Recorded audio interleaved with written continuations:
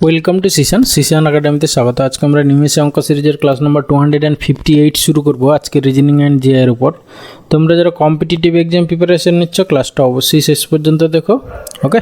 আর যদি ভালো লেগে থাকে তাহলে অবশ্যই একটা লাইক করো, বন্ধুদের সঙ্গে শেয়ার করো, আর চ্যানেলে নতুন হলে অবশ্যই সাবস্ক্রাইব করো, ওকে। চলো লেটস স্টার্ট।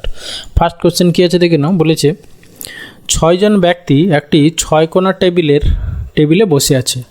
অরূপ ঠিক বিলালের বিপরীতমুখী বসে আছে। তাহলে আমরা একটা টেবিল ড্র করি, হ্যাঁ, এরকম 6 কোণা মানে ষড়ভুজ আকৃতির একটা টেবিল আমরা ড্র করব, ঠিক আছে।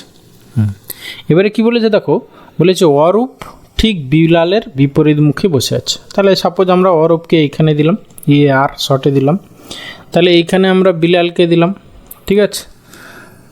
তারপরে কি বলেছে, বিলাল বসে আছে চিরাগ এবং ডেরেকের মাঝে, ঠিক আছে। তাহলে আমরা এখানে চিরাগ দিয়ে দিলাম CH, আর এইখানে হচ্ছে ডেরেক দিয়ে দিলাম, বা এইখানে ডেরেক্ট হতে পারে আর এইখানে চিরাগ হতে পারে, যে কোনো একটা হবে কম্বিনেশন।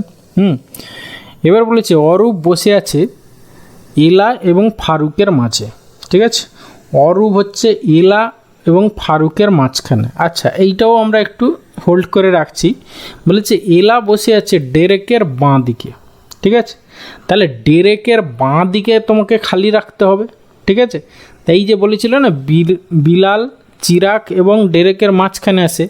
এবার তারপরে এইখানে বলছে দেখো এলা বসে আছে ডেরেকের বাঁ দিকে, তাহলে ডেরেকের বাঁ দিকে ফাঁকা থাকতে হবে।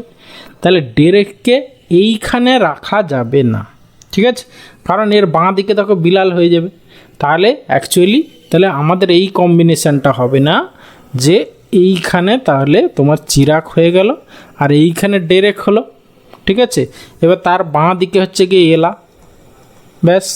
এবারে আমরা এই লাইনটা ছেড়ে এসেছিলাম, অরূপ বসে আছে এলা ফারুকের মাঝখানে, তাহলে ফারুক এখানে হবে, ব্যাস। 6 জন কমপ্লিট হয়ে গেল, ওকে।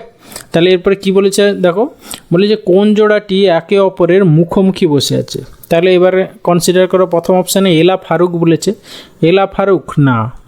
তারপরে ডেরেক এলা, ডেরেক আর এলা না।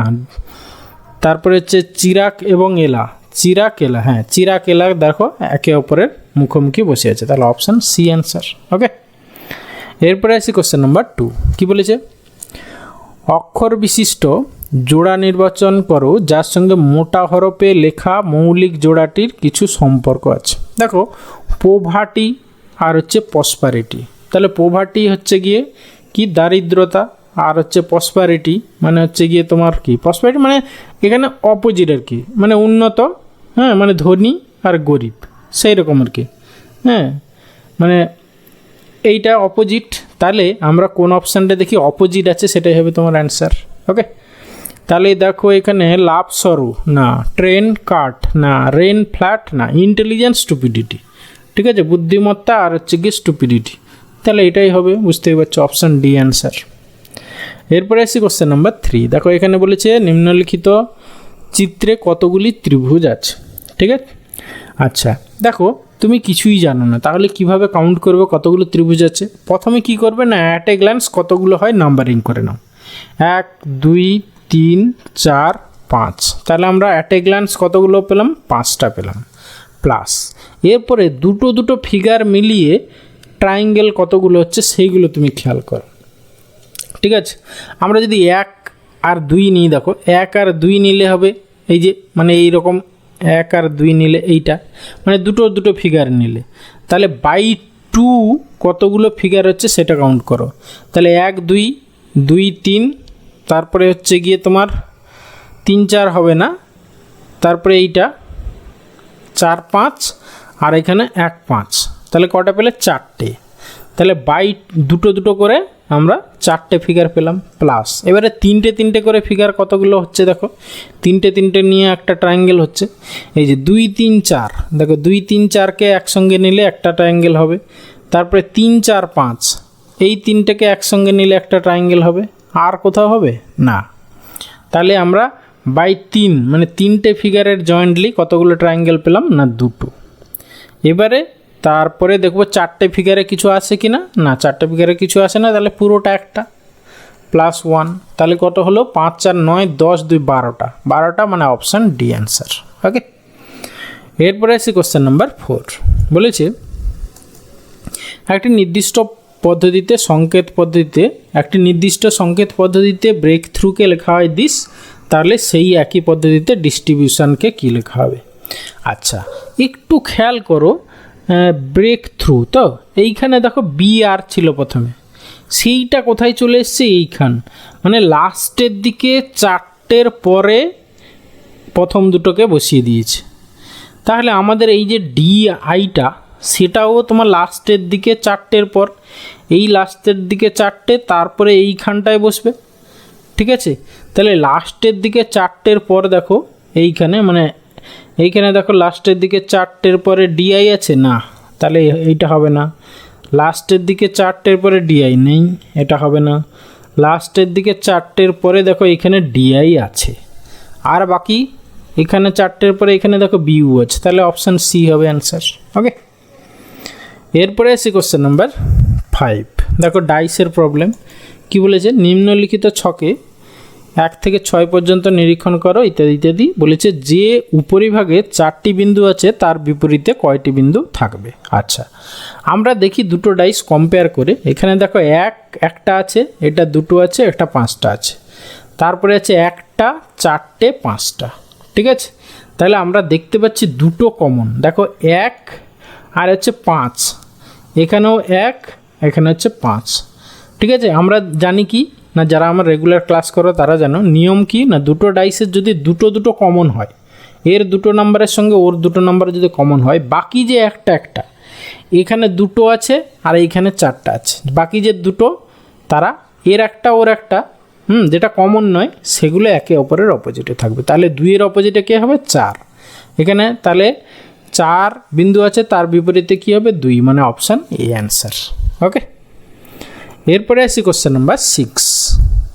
বলেছে ব্যতিক্রমটি বাহির করো। Square, circle, parallelogram, rectangle. বুঝতেই পারছো এটা হচ্ছে গিয়ে তোমার সার্কেল হবে অ্যান্সার। বাকিগুলো 4টে বাহু আছে, আর এটা হচ্ছে গিয়ে একটা বক্র বাহু দ্বারা আবদ্ধ।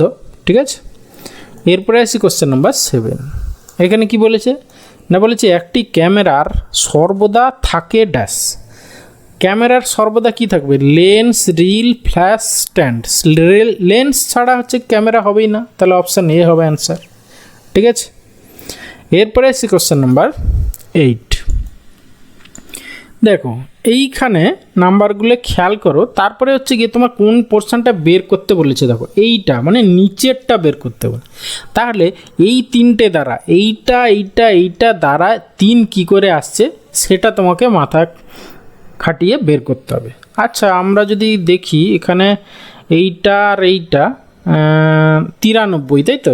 আচ্ছা, আমরা 63 আর 27 যোগ করলে কত হচ্ছে? দেখো 63 থেকে 3 27কে দিয়ে 30 আর 60 মানে হচ্ছে 90।